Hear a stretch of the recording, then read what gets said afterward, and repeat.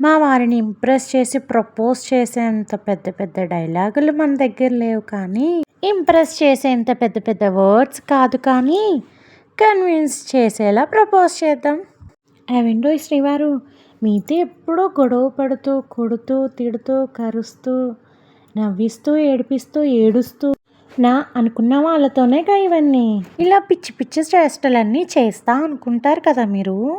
ఇదంతా కూడా day to day మీతో టైం స్పెండ్ చేయడానికి మేము మీ దగ్గర వేసే వేషాలే ఇవన్నీ.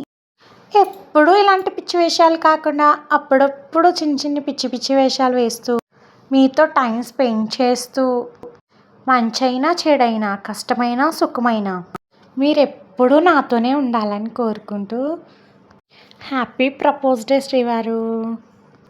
ఇంత చెప్పింది ప్రపోజ్ చేయలేదేంటి అనుకుంటున్నారా? ఎలా అయినా మా వారితోనే చెప్పించుకోవాలని నేనైతే చెప్పలేదు.